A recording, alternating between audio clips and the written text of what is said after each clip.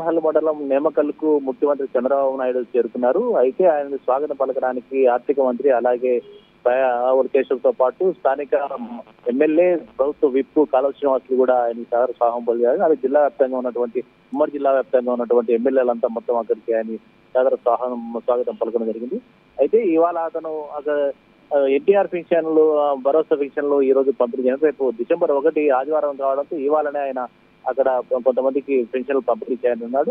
పంపిణీ చేసిన తర్వాత ఆలయంలో ప్రత్యేక పూజలు చేస్తారు. ప్రత్యేక పూజలు చేసిన అనంతరం మరీ అక్కడ ఉండే నేమకల్లోనే ప్రజలతో మాట మంత్రి కార్యక్రమంలో పాల్గొంటారు. అలాగే వాళ్ళ నుంచి ఫిర్యాదులు కూడా స్వీకరించనున్నారు. అలాగే స్థానికంగా ఉన్నటువంటి ప్రభుత్వ ఎమ్మెల్యే కాలువ శ్రీనివాసులు అక్కడ ఆ ఏరియా సంబంధించి మొత్తం పేదలు ఎంతమంది ఉన్నారు, ఇంకా ఎన్ని పెన్షన్లు కావాలి దానిపైన ఇప్పటికే ఆయన దగ్గర ఒక లిస్టు ఉంది. ఆ మొత్తం వీళ్ళకందరికీ పెన్షన్లు జనవరి నుంచి ఖచ్చితంగా ఇవ్వాలనేసి దృష్టి కూడా సీఎం దృష్టి తీసుకెళ్తున్నారు.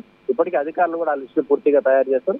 సీఎం కూడా ఒప్పించాలనే ఉద్దేశంతో ఉన్నారు. అలాగే గృహాలు ఎంతమంది కావాలనే దానిపైన కూడా అది కూడా సీఎం దృష్టి తీసుకెళ్లారు. స్థానికంగా ఉన్నటువంటి బీటీవీ ప్రాజెక్టుకు ఈడీ విషయంలో కూడా ఈ రోజు ఒక ఖచ్చితమైన నిర్ణయం వస్తుందనేసి స్థానికులు భావిస్తున్నారు.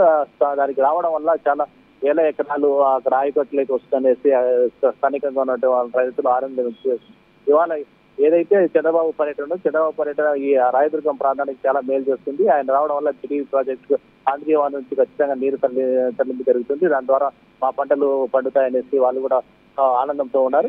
మొత్తం ఈ ఏవైతే ఉన్నాయి హాంద్రీనివా కావచ్చు, హెచ్ఎల్సీ కావచ్చు, వీటిపైన కూడా ఆర్థిక మంత్రి పయావుల కేశవ్ పూర్తిగా దీనిపైన కూడా సీఎంకి ఇప్పటికే వివరించారు. అయితే దీనిపైన కూడా చర్చ జరిగే అవకాశం ఉంది. జిల్లా వ్యాప్తంగా ఉన్నటువంటి ఎమ్మెల్యేలు కూడా సమస్యల్ని ఆయన దృష్టికి తీసుకెళ్లే అవకాశం. ముఖ్యంగా అక్కడ ఈ రోజు జరిగేటువంటి పేదల్లో పండుగ వాతావరణం కనబడుతుంది. మా ప్రాంతానికి చంద్రబాబు వస్తున్నారనేసి సంతోషం వ్యక్తం చేస్తున్నారు. స్థానికంగా ఉన్నటువంటి నాయకులు కావచ్చు, కార్యకర్తలు కావచ్చు, వాళ్ళు కూడా తమకు పార్టీ తరఫున ఎలాంటి న్యాయం జరిగింది ఏదని దానిపైన కూడా దృష్టికి తీసుకెళ్లే అవకాశం ఉంటుందని వాళ్ళు కూడా సంతోషం చేస్తారు. ఏదైతే అనంతపురం జిల్లాలో ఇవాళ మొట్టమొదటిసారిగా ఈయన సీఎం అయిన తర్వాత 4వ ఇది మొట్టమొదటిసారిగా అనంతపురం జిల్లాకు వస్తున్నారు కాబట్టి పెద్ద ఎత్తున సాగర స్వాగతం పలకడానికి కార్యకర్తలు, నేతలు పెద్ద ఎత్తున హెలిప్యాడ్ వద్దకు పెద్ద ఎత్తున జరగడం జరిగింది. అయితే ఎటువంటి అవాంఛనీయ సంఘటన జరగకుండా జిల్లా ఎస్పీ జగదీష్ ఆధ్వర్యంలో పెద్ద ఎత్తున పోలీసులు బందోబస్తు నిర్వహించి అడుగడుగున ఆ గ్రామంలో పోలీసులు ఉన్నారని చెప్పవచ్చు. Right, thank you Nagendra.